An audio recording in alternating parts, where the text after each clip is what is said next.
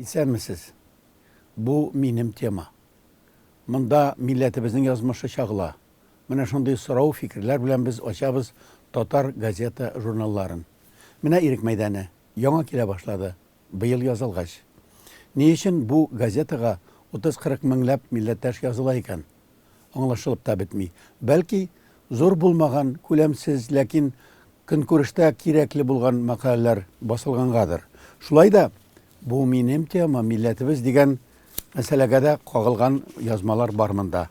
Руслан Айсинның әңгәмәсендә Явыз Иванга һәйкәлне бит Калуга яки Тула Мәскәүдә куймыйлар дип әйтелә. Татарлар күпләп яшәгән Әстерханда элек Казан ханлыгы гына кергән Чуашстан җирендә урнаштыралар.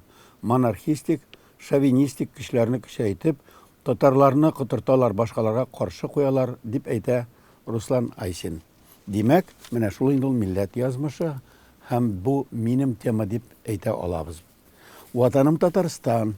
Ул инде дәүләт газетасы. Хөкүмәт фикере монда бирелә һәм чыннан да булсанда нинди баш исемнәр куела. Путиннан җылы сүзләр. Россия президенты кеше кадерен белергә кушты. Текә борылыш бу инде юллама турында сүз бара. Каршы чыгучы юк. Русия хөкүмәтенең яңа җитәкчесенә каршы чыгучы юк.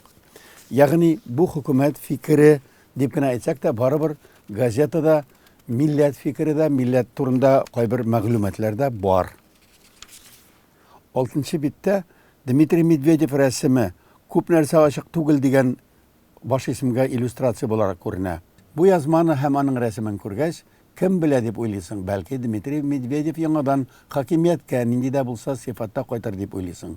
Журналист Риман Гыйлемханов Кытайга баргач танышкан милләттәшебез Хәсән Гыйзатулла турында әйтә. Ул Риманнар йөреп кайткач Казанга килә, үзенең әтисенең васыятын үтәп Казанга, Татарстанга күчәргә теләк белдерә. Һәм хәтта Лайш районында бер авылда йорт та сатып ала. Ләкин аңа Казанда яшәргә насыйп булмый. Гыйзатулла Хәсән берничә тапкыр редакциягә кереп үзенең шатлыгы белән бүлешә. Тиздән ул Татарстанга кайтачак, әтисенең васыятын үтәп һәм күңеле тартканга татар кешесенең Татарстанга кайтуы аңлаша торган хисләр һәм гамәл. Ләкин бу аңа насыйп булмый, кире кайтмыйча булмыйса булашыга кирдем дип әйтә бер тапкыр ул һәм кайтып та китә. Соңыннан ишеттек дип яза Риман Гыйлемханов, Россиягә еш чыгып йөргән татарларны Кытайга кайтуга кулга алып, тәрбия лагерьларына озатканнар. Шулай итеп, ватаным Татарстанда Кытайда яшәүче милләттәшләрне Татарстанга кайтырга мөмкинлек тудырырга, ярдәм итәргә кирәк дигән ишарә ясала. Шәһри Казан, ул шәһәр газетасы, ләкин милли тормыш шәһәргә бик авырлык белән керә. Шуңа күрә авыл турында да Шәһри Казан еш кына яза. Бармы Шәһри Казан газетасында милләт турында язмалар? Гыйнвар аеның 2-нче юан санында Туган тел ул милләтнең теле дигән интервью. Ул тарих фәннәре докторы Дамир Исхаков белән әңгәмә. Әлбәттә, җанисәп турында әйтелә һәм демократия өчен генә түгел бу җанисәп. Русиядә үзебезнең урынны билгели торган бик әһәмиятле санда. Татарның бу дәүләттә үз урыны бар дип аяк терәп әйтә алабыз, ди Дамир Исхаков. 3-нче урынга төшеп калсак, бу урынны башка халык алырга мөмкин. Шул ук санда Радик Сабирның баш мөхәррирнең тарихын белгән киләчәген билгеләр дигән язмасы бар. Ул Аксубай районы Түбән Майна авылы турында тасвирлый һәм монда да милләт һәм дин мәсьәләсе чагыла. Мәдәни җомгада баш мөхәррир Вахит Имамовның әвәләнгән тарих яки зая кичләр дигән язмасы бар. Биредә Куликова кырында чыннан да сугыш булганмы? Шул турыда дәлилләр булмау һәм тарихны бузып күрсәтү, татар тарихын яклый торган фикерләр бар.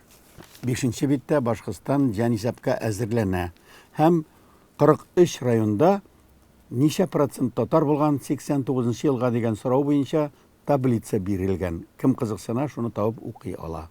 Татарстан АССРның 100 еллыгы уңаеннан гел күңеллегенә хәбәрләр түгел. 20-21 елларда яңа гына республика төзелгәч ачлык килгән. Менә шул турыда катлаулы, тетрәндергеч язма бар. Кеше ашаулар. Кайберәүләр үз балаларын, үз әти-әниләрен ашаган. Шул турыда фактлар китерелә.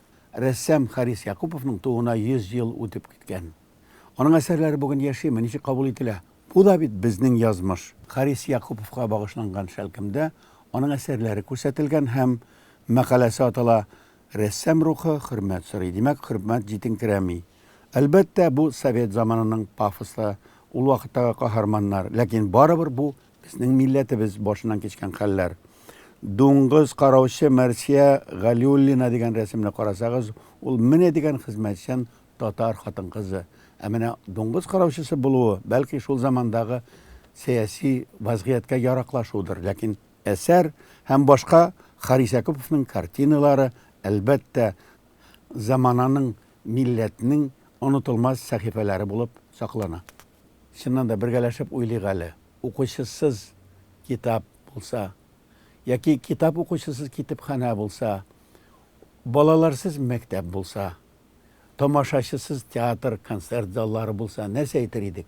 Кемнән тора бу? Әлбәттә, сәяси, иҗтимагый сәбәпләр дә бар, ләкин төп сәбәп булып тамашачыларның, укучыларның, белем алучыларның җитмәүе яки башка якка борылуы турында сүз барырга мөмкин.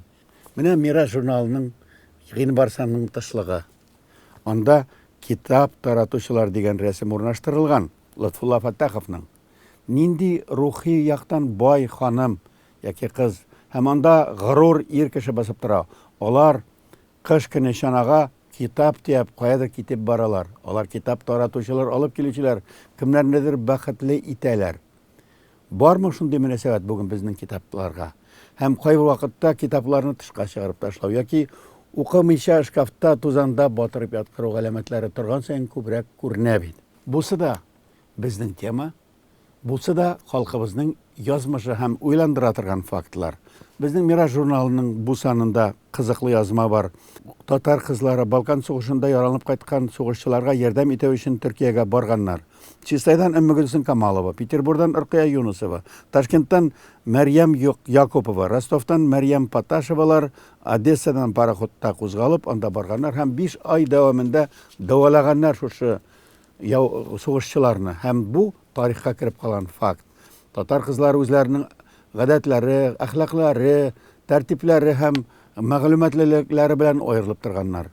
Безнең Мираста менә шушы кызларның берсе Мәрьям Рәхмәт Паташеваның Истанбул хатирәләре дигән язмалары урнаштырылган. Шул ук санда Тартыш газетасы турында мәкалә бар. Әйе, Әстерханда 1918 елда Тартыш газетасы чыгып торган. 9 ай дәвамында. Анда кызыклы сәяси вакыйгалар булган. Әлбәттә, моны Кызыл комиссариант чыгарган һәм ул шул вакыттагы вакыйгаларны гадел итеп чагылдырган.